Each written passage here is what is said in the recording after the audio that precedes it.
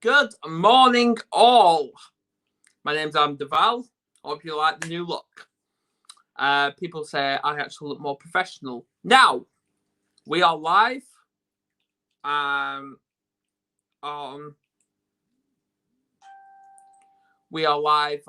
Facebook and YouTube, and obviously this is the weekly chat between myself and, well, Kerry Burr, who's just messaged me saying StreamYard doesn't like her this morning. I hope she comes back. I'll just message her now when I can. Just hang on a minute.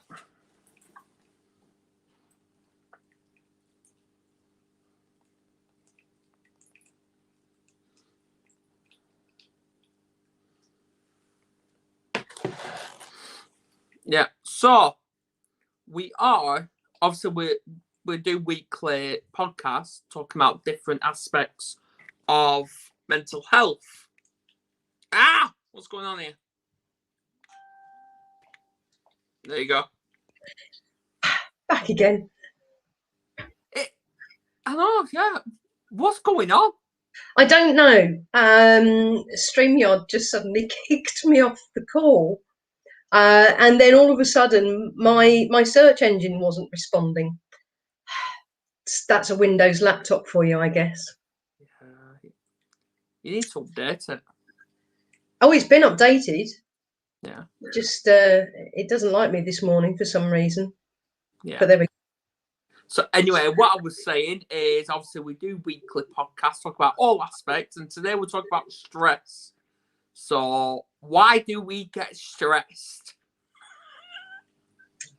That's a very, very good question. Why do we? Well, we allow ourselves to get stressed. We make the decision. We're not necessarily consciously aware of making the decision to become stressed about certain things, certain situations. But that's effectively what we do. It's our thought processes that, so the end result then is stress. So amazingly, I think it'll be kicking her out again.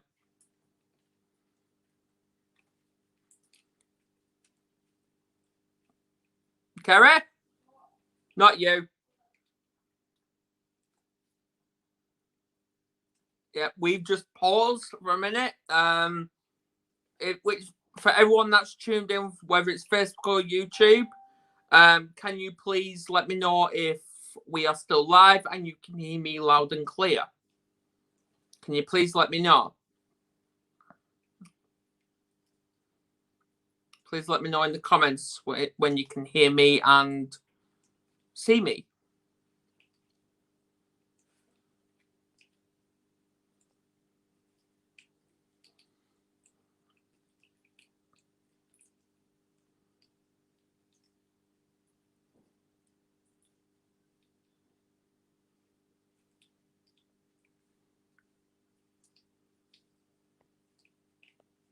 Can anyone hear me and see me? I've got it open on Facebook and YouTube. Because we are actually talking about stress. So, and obviously we just got into the discussion of why we allow ourselves to get stressed.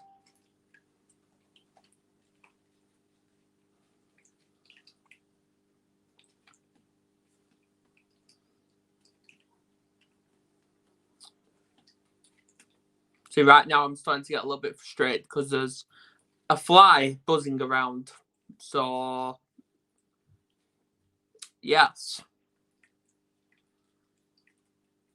I think what we're going to have to do is end this.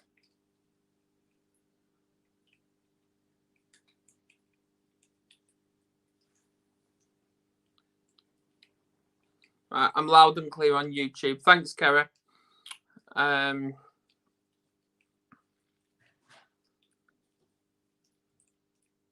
yeah, it just keeps kicking the other Kerry out for some reason.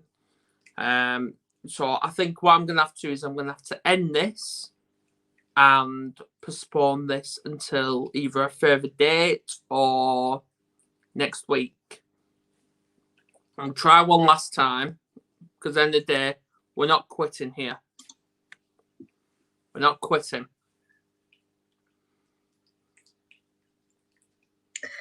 There, let's try again, shall we? Yes. That was interesting. Had to reboot. What is going on? I don't know. I've got computer gremlins this morning, I think. So, but there we go. Such is life. We'll get there. Beautiful, beautiful. I thought it'd be Facebook. No, for some reason or another, the my search engine wasn't responding, and that's the third time I've been thrown out of StreamYard this morning. So that's third time lucky. I've rebooted. So I say I've rebooted the laptop. So yeah, give it another go. Yeah, Kerry, can you see if we're loud and clear on Facebook as well, please? Thank you. Yeah. Oh, this is beautiful, this, isn't it? Technical issues. It's brilliant, and it's actually it's a great way of showing how to not get stressed when things don't go right. Exactly, because because we're not quitting. We're not quitting, but at the same time, it's most of the time we will stress over things that we have no control over. Okay, so I've got absolutely no control over my laptop as to whether it's going to run smoothly for the session or whether it will start playing up. It does its own thing basically, and also it's mechanical, so it's not absolutely perfect.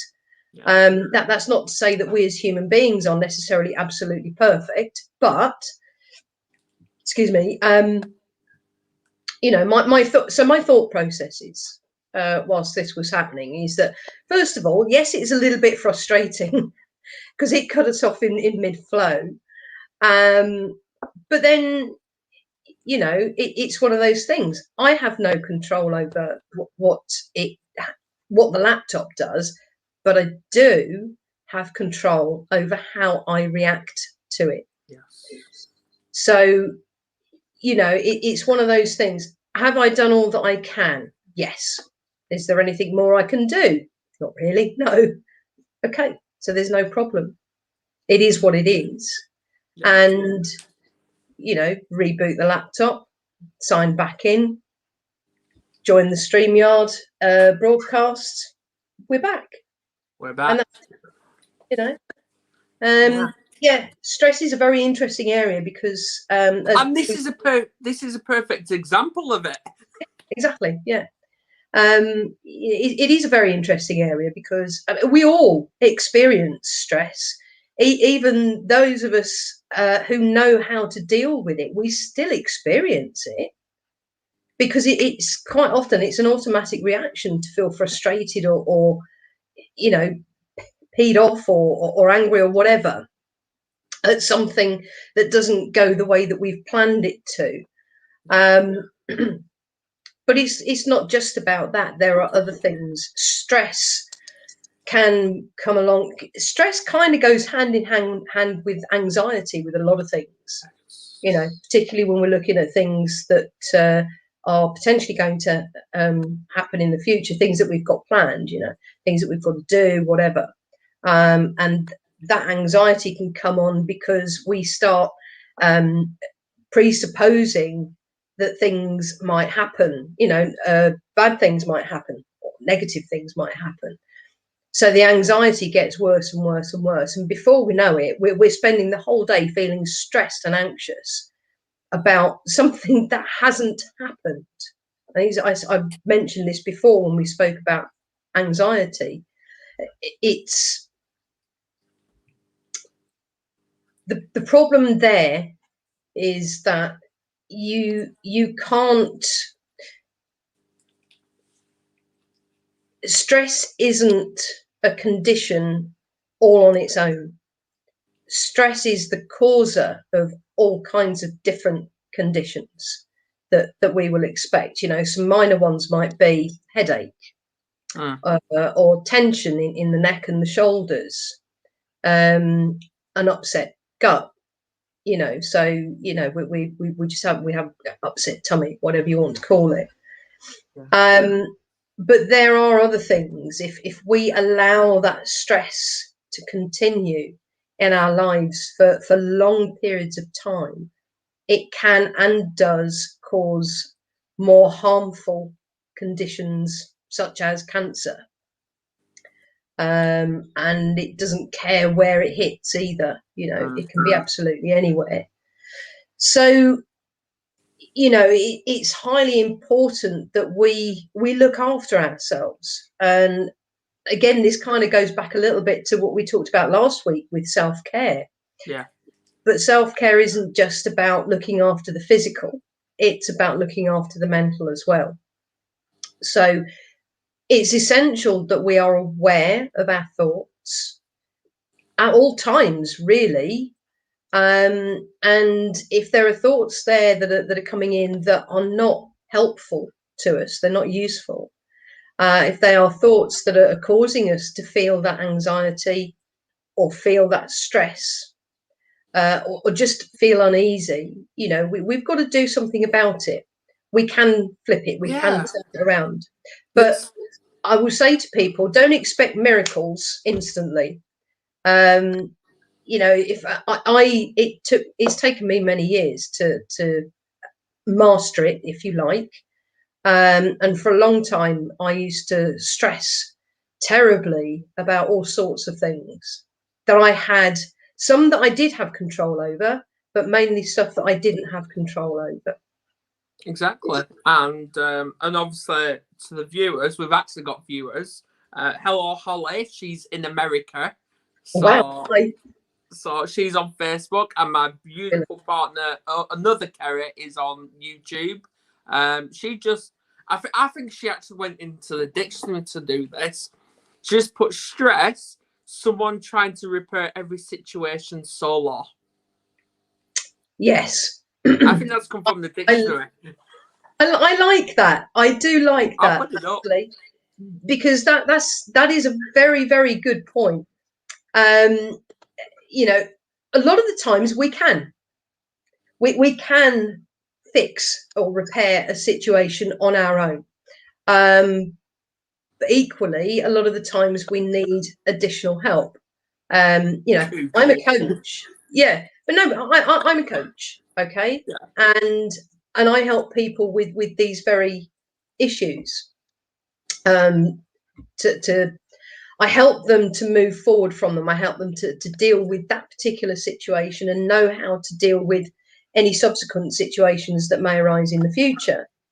But equally, I still experience stress, and sometimes it's something that I can't deal with on my own. And that might be, for example, it hasn't happened, thankfully, but if it should, excuse me, if for example my washing machine decides to spring a leak, I'm hoping that doesn't tempt fate and cause us to do it.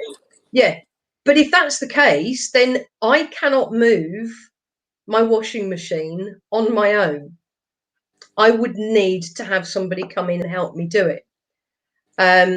So I know that there are a lot of independent people out there, and please forgive me if this sounds a bit sexist, but it is a well-known fact. It's been proven that us women are not necessarily as physically strong as you guys.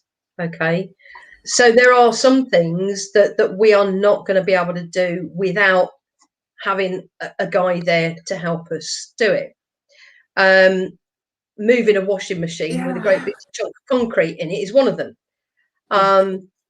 Do you know what? So no, you've hit a valid point there, because obviously men are technically the stronger sex when it comes to heavy material. But, and this is where, Tegan, come here. Come round a minute. Come round that way. But when it comes to, come here, people like kids, the men are the more weaker to handling stress. Right. Bless. Oh. She's annoying. I'm not. I'll kick your ass. I said, Tegan, you tell him. But yeah, so quite simply, you know, but the simple fact of needing to move a washing machine, as an example, as I say, it is that, you know, for somebody like me to move it on my own, I could, if I attempted to do it myself, excuse me, get quite stressed at the fact that I simply can't, and I know that I can't because I have attempted to do it before. See, the house we've been in here just over 3 years. Yeah. And obviously we did have a massive fish tank. I can't remember what ton it was. So obviously we let the women just do all the light stuff and a few boxes. But me and Kerry's dad actually, speaking of Kerry, I'll get to your comment in a minute, because it is a bang on. We actually carried this fish tank, and it was massive. It was really heavy as well. Obviously, we almost broke our backs carrying it, but we did it. We did it. Yeah. And Kerry's actually put, which not many people actually realise that, stressed spelled backwards is desserts. Yes. Yeah. Yeah. I'm actually going to put that up. There you go. Yeah, it absolutely is. It's. I mean, I've used a physical situation there as an example, but there are many different times where we can experience stress. I mean, you know, if you're, for example, you go to work, you're an employee of a company, and let's take a salesperson, for example, a sales representative. They have that sales rep is going to have targets to meet. My dad was a sales rep for most of his working life, and he didn't much like it, didn't much enjoy it. But you're going to have targets to hit. Now you're going to have a minimum target, and you're going to have an upper target. Okay, so obviously the pressure is on to hit the minimum target. Now, once you start feeling that pressure, you're going to be working your absolute socks off to hit that minimum target. So already you're creating a level of stress. You know, my dad, thankfully, managed to hit the top target. In fact, he used to exceed it most months. But still, there's that level of stress. You're inducing that because you know in your mind that you've got to hit a certain level in order to achieve a certain income. And this is where the greatest amount of stress comes is with finances. Mine was related to that for, you know, years and years ago. And the thing is, I mean, I could get stressed about that now being self-employed. So, you know, I don't know. I have no idea at the beginning of one month exactly how much I'm going to have coming in at the end of that month. Yeah. So I could choose to become stressed about it. There's a very wise man once said to me that the best state to be in at all times is relaxed, because the more relaxed you are, the more healthy you're going to be. Okay, you're going to have a relaxed and healthy mind, so therefore you're going to have a relaxed and healthy body. But also it keeps your mind, so it keeps it clear and ready to see the different opportunities when those opportunities present themselves to you. Okay. Exactly. So, or more to the point, those opportunities are generally already there, or they always were there. But we're more open. We're more open to actually seeing them, rather than being in that stressed state, and we don't see that opportunity for the opportunity that it actually is. But as I say, the biggest area of stress, the biggest cause of stress, other than the fact that we make the decision to be stressed, to experience stress, is finances. So, you know, because we're under a lot of pressure to make sure that we pay our rent or our mortgage for those of us that have them, to pay all our bills, to pay for food for our families, you know. And of course, I know we've not had a great deal of it of late, but you know, most of us like to go on a holiday at some point throughout the year, so we need to pay for that. And regardless of whether it's abroad or in this country, we still need money to pay for it. Yeah. And people generally, when they go on holiday, they talk about de-stressing. You don't need to go on holiday to de-stress, and that's the wonderful thing about it. And I think the more people that realize this, we need to have that break just for that change of scenery and that change of routine, and to do something a little bit different, and to rest and to recharge, you know. But we can de-stress anytime. Yeah, Whether we're and at home, whether we're at work, whether we're driving. Yeah. Okay. Tegan sat there. Kerry, you on Tegan's Facebook? All right. Okay. Yeah, I'll actually get to the quote I'm actually looking at now, and COVID, because obviously COVID's been the biggest stress bomb of us all. But this quote here, and obviously people, Facebook, YouTube, please share this in awareness, because that's what it is. Yeah. And I've just put in what is a good quote for stress. Stress is caused by being here, but wanting to be there. The greatest mistake you can make in life is to be continually fearing you will make one. It's not stress that kills us, it is our reaction. It really is. Excuse me. As I say, it's the, you know, stress is the number one cause of all kinds of different conditions and illnesses. And you know, so that quote is very, very true. It really is. You know, as I say, I can't say that this is the same for all people who have, for example, cancer. But certainly for a lot of them, as I say, stress will have been the number one cause with that. If it's the kind of cancer that our medical people, our medical professionals cannot treat, or cannot treat effectively, then sadly, yes, that is the case. As far as stress is concerned. So that this is how serious stress is. But there's another kind of stress as well. There's a physical stress. Now, we can have the calmest of minds. We can be completely stress-free, yeah? And we can have what would be considered the fittest of bodies. You know, we could be a long-distance runner. Yeah. But what about the stress that we're putting on our joints, our muscles, all the tissues, our major organs, in particular the heart? You know, we've heard over the years of different supposed healthy and fit athletes suddenly having heart attacks or coming down with ME.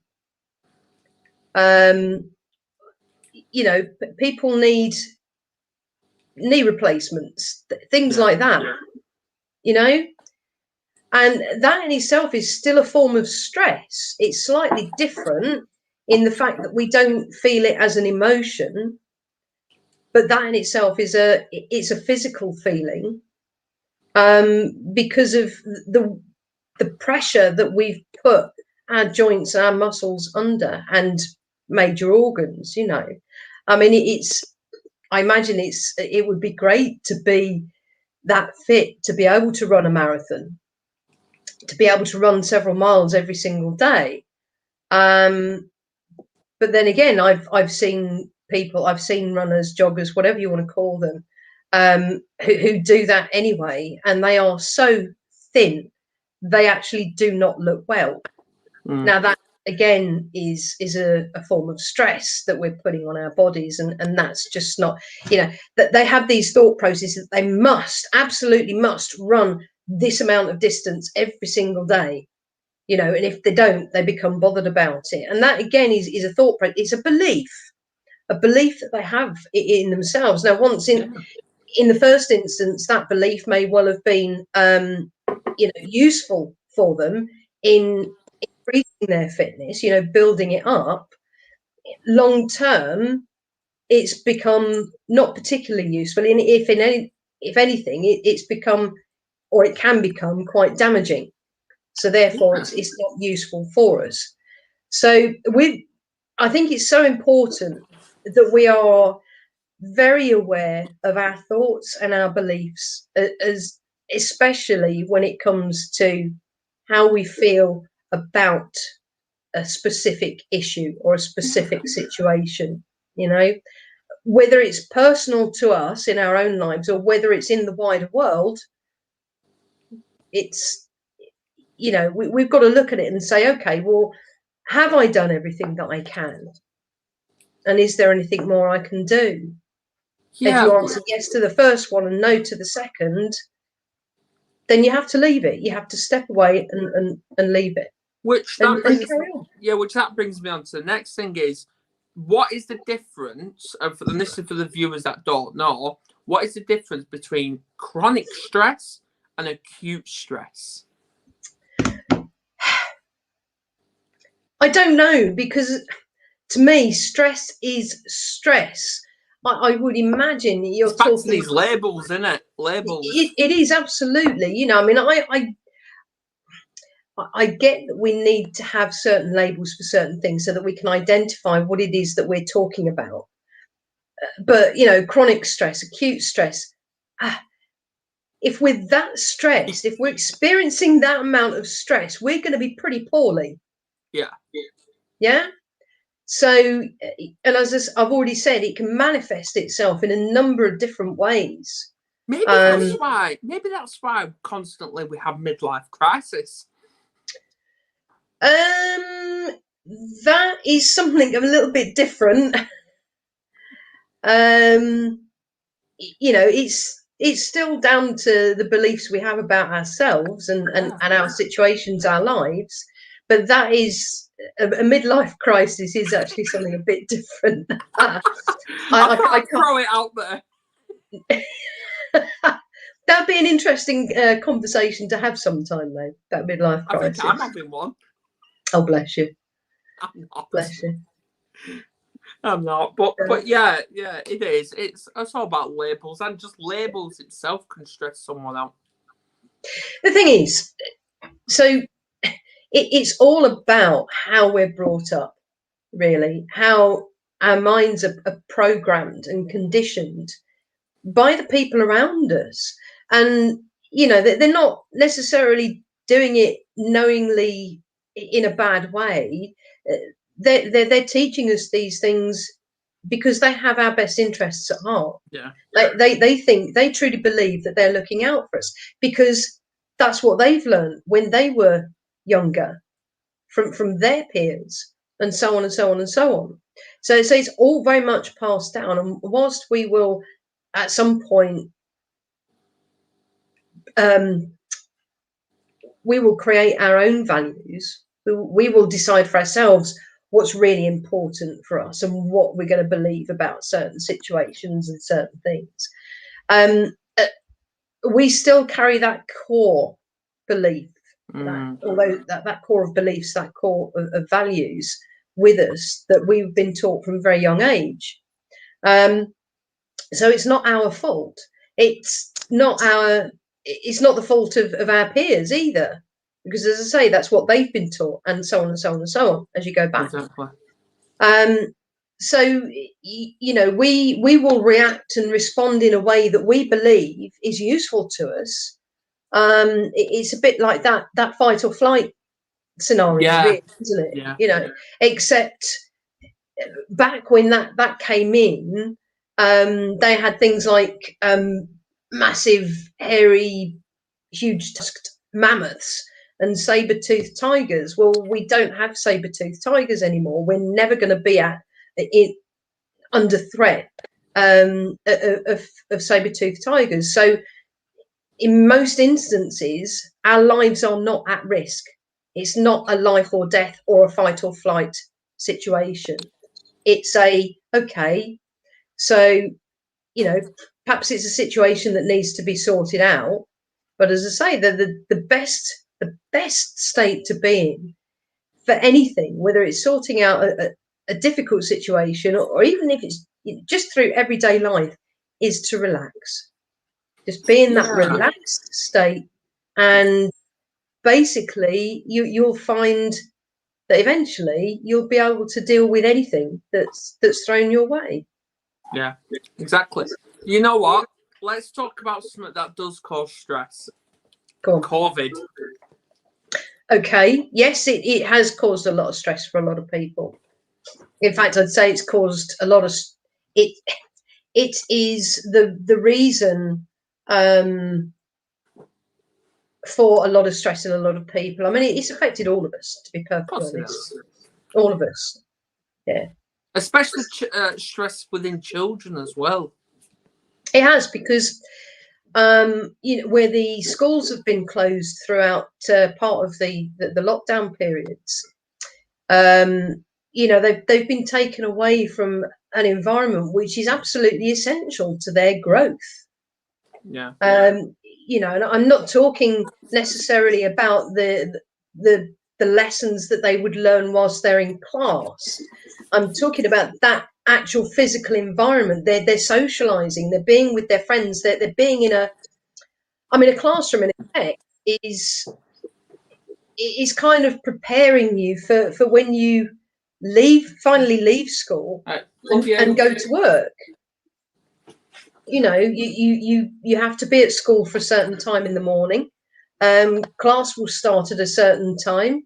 You have this routine to go through. You have a break at a certain time in the morning, so you can go out and let off steam and get rid of some of that excess energy that's built up. And then you go back into class, and you continue this until you can go and have your lunch and do the same thing, go out and let off a bit of steam.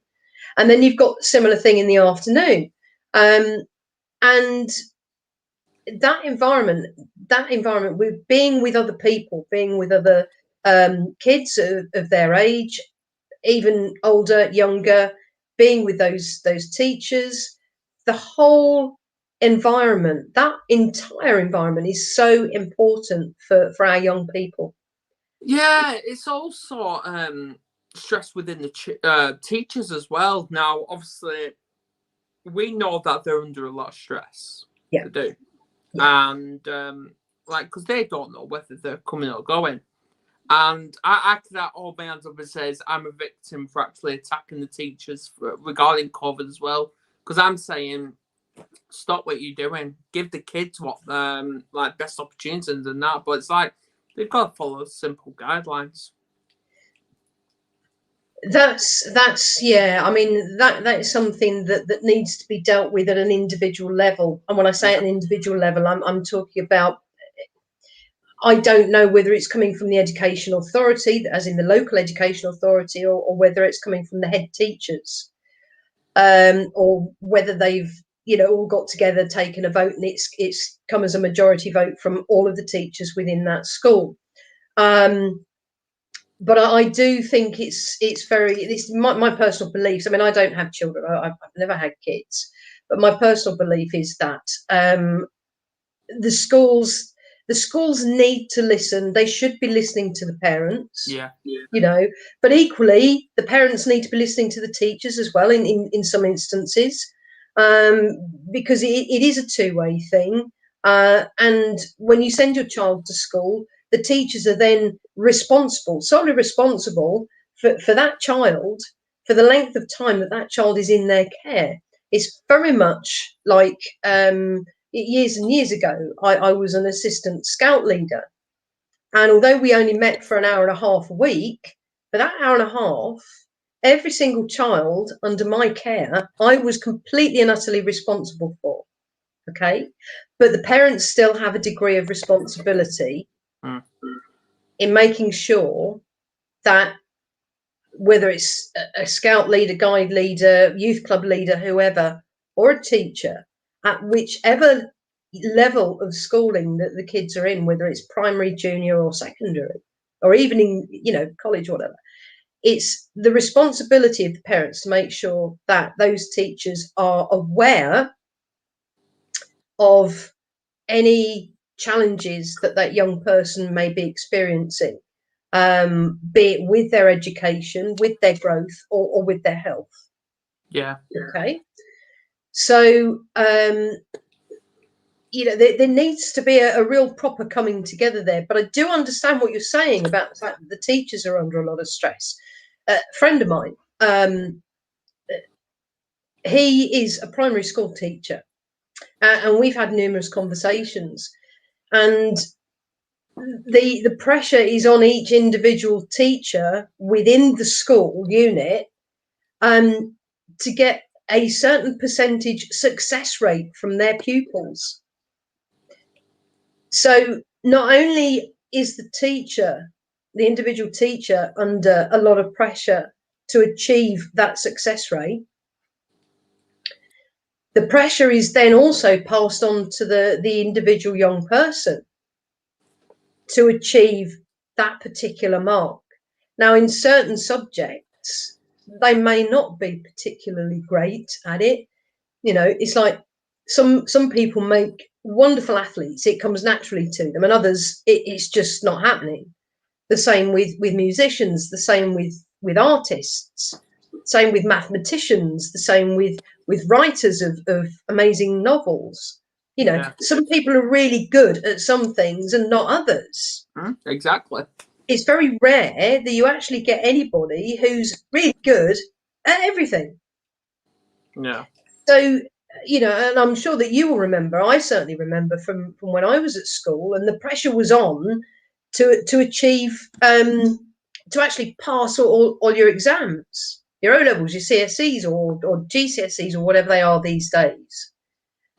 So you imagine that these young people are being put under an enormous amount of pressure to achieve these results. They're also put under an enormous amount of pressure to sort of have an idea of what they want to do when they leave school. See, I mean, I've got to say this, and I've had this conversation with other people recently. You know, really, it's very rare that you will get a young person in their early to mid-teens who knows exactly what they want to do when they leave school. Sometimes you do, you know, and that's great. So they know what they've got to do to work towards that, and they apply themselves, and that's brilliant. But for the majority, we don't know. We might have an idea of what we'd quite like to do, but we don't know. Not for real. And so we choose subjects to study further for exams that we perhaps enjoy. You know, they won't necessarily be of any great use to us later in life, but we don't know that at the time. yeah, We believe that it will be. So, of course, again, we're still under a lot of pressure to achieve those exam results. And then for those that don't, they instantly feel that they're a failure. So there's stress. It comes into play there, you know. And again, it's all about how they're programmed, how they're conditioned to think and believe. So I feel that it's very, very important to get this message out to as many people as possible who are willing to listen and take it on board. It's not about, I'm not saying to anybody to not, do your absolute best whilst you're going through the education process. And that goes for anybody at any age, whether you're a young person or whether, you're a more mature student like I was. But whatever you're doing, make sure that you're doing it for the right reasons. Make sure you're doing it for you. And if you know that you've done your best without putting all that pressure on yourselves, then there's no way are you a failure if you don't get the grade that you hoped to achieve. It's not the end of the world. No. It does not mean that you will not be able to go on and do the things that perhaps you might want to do at the time. It does not mean that you will not be able to get a job. It does not mean that you won't be able to go on to college if that's what you want to do. University is a little bit different. I get that, because they expect a certain grade in certain areas, certain subjects to study whatever somebody's applying to study. So again, that's a really great scenario whereby absolutely, relax, just relax. Do you know what? Stress is harmful in so many different ways, but if you're relaxed, then you're more likely to achieve what you want to achieve. Yeah, me. Obviously, that's brilliant. And me and Kerry was talking last night about resilience. Yes. And obviously, we feel actually really bad for these young teenagers, like when they go into secondary school, because obviously we know that mental health self-harm or mental health depression, anxiety, it hits you like that when you turn like 13, 14 years old, maybe even 15. Mm-hmm. And because it's a lack of understanding, it's that stigma. So this is why we are trying to get as many primary schools, like we're not talking like teach them from like reception year 1, year 2 age. We're talking like year 3, year 4 upwards. Yeah. Teach them about mental health resilience, about the mindset. And if they've got a positive mindset, brilliant. Get them talking about their emotions, about how they're feeling. Because if you, like with Lucas, he's forever talking about mental health, and he's going to hear it a lot more with me and Kerry, like gaining our qualifications, because we're at the minute we're doing a children and young persons mental health awareness course. We're currently doing it, and obviously Kerry's up to unit 3 or 5. I'm only just finished my unit 2, so obviously we know about like resilience. So. And with the education preventing kids like Lucas from talking about it, that just see my point. It just prevents it all, and that prevents a problem for later life. It does, and it can. You see, the sad thing is that teachers are expected to be all things. Yeah. They're expected to be the teacher, the parent, the counsellor, the nurse, everything. And whilst to a degree they have got to be all of those things, they simply can't be all of those things, because they don't necessarily have the relevant qualifications. However, you do get some teachers, and I've experienced a few in the past at my own schools, that are naturally approachable. You can talk to them, and you know that you can talk to them in confidence. And it's so helpful, so useful for young people to have people like that to speak to. But when it comes to matters of mental health, particularly with young people, it's far better dealt with by somebody who knows exactly how to help that young person move through it and grow from it. I mean, mental health. I'm so passionate about mental health. You and me both. Like your personal trainer is passionate about physical health. We all talk about our physical health, don't we, and our physical fitness. We all talk about what diet we're going to do next, or what we had for lunch yesterday, or how many beers we had the night before on Saturday night, and whether or not we're going running in the morning, or what that we're taking part in, I don't know, Ironman or something. We all talk about things like that. We talk about when we've got a bad back, when we've got a headache, when we've got a dodgy knee, or when we've had to have a knee replacement, or we've broken a bone, so we've got an arm in a sling, or we're on crutches, anything like that. We talk about that all the time, all the time. But we very rarely, even now, even though it's becoming less taboo, we still don't talk a great deal about what's going on up here. The mindset. And this is where it all starts. This is basically where it starts and ends. Yeah. Because if we don't have that in good condition, we can't possibly expect the rest of this to be in good condition. Yeah, exactly. This is why we need to push this positive resilience, positive mindset. We need to do that and get people talking about it, whether it's schools, even in the streets, get them talking. And this is why we are fighting, we are busting our asses off to get kids talking about mental health. Brilliant. Yeah, this is what we're doing. And this is to every school out there and college. We're not stopping. We're not. We're going to pursue this. Give the kids opportunity. Good. I want to tell you just briefly a little bit about my own experiences. Yeah. And this is again, it's a combination actually of how I was brought up at home and from experiences at school about similar things. So when I was really, really young, I suddenly decided that I enjoyed playing football. I mean, you wouldn't believe it now to look at me, but I did.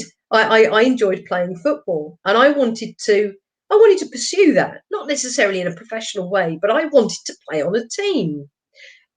Well, at the time, when I was at school, it was very much a male sport, and it was pretty much unheard of for girls to be playing football. So, the girls played netball. We didn't play football. We played netball. Yeah.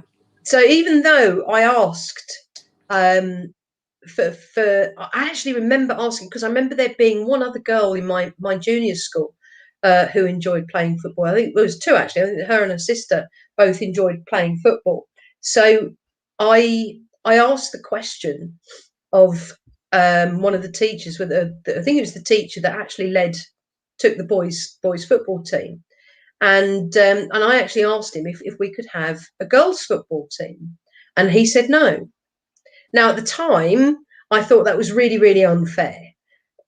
When I look at it now, there was probably a number of different reasons as to why I received that answer, and one of them was, time, and the other one was, or another one was probably very much about the fact that it was a boys' sport rather than a girls' sport at the time, and two, obviously, you're talking, as I say, or three, you're talking about people giving up their time and efforts to sort it out. So, I was very disappointed that I couldn't play football at school. Well, I could play football at school, during break, but I was very disappointed that I couldn't play it as part of a team, a recognised team, the same way as I played on the netball team. As far as my home was concerned, my home life was concerned, my parents were quite happy to let me go and play football with the other kids in the area. And my brother used to play for an independent youth team. So I was allowed to go and join in with the training sessions that they had once or twice a week.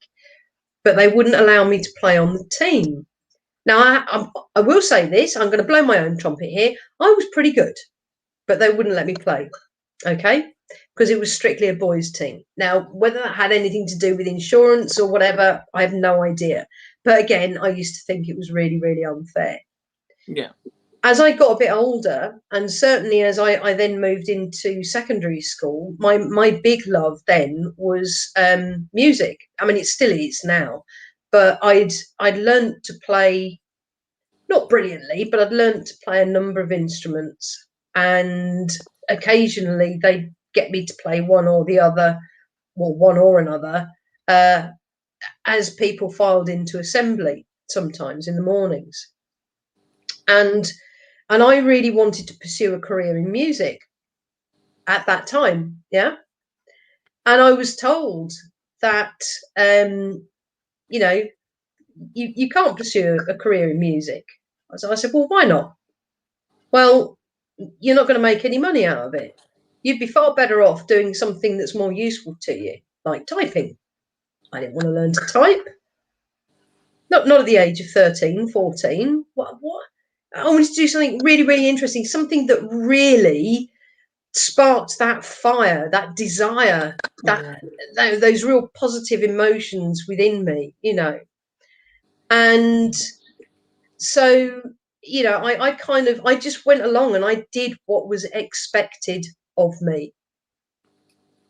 I've learned in much later years that it is so important to follow and pursue something that you not only are good at, but really, really enjoy, something you feel that connection with. Because, I mean, you know, how many famous musicians are there around the world?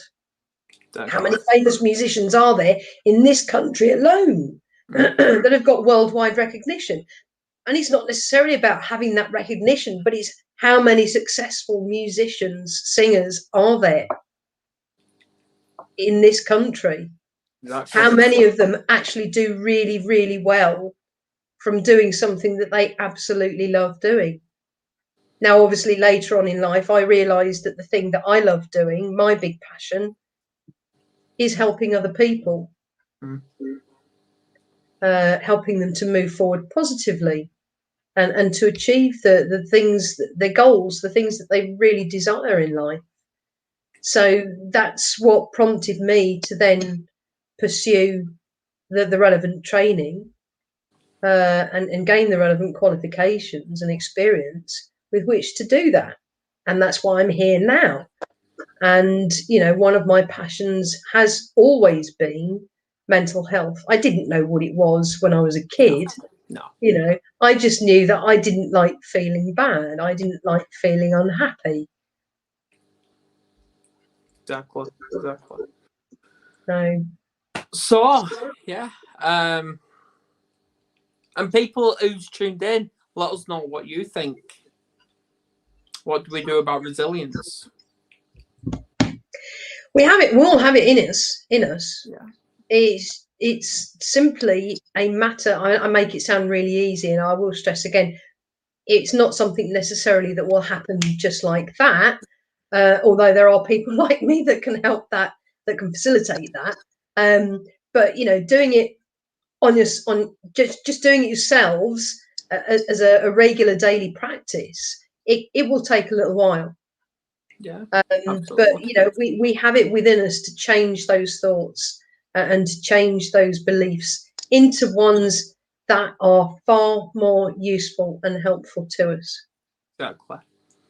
And on that note, thank you. My pleasure, as always.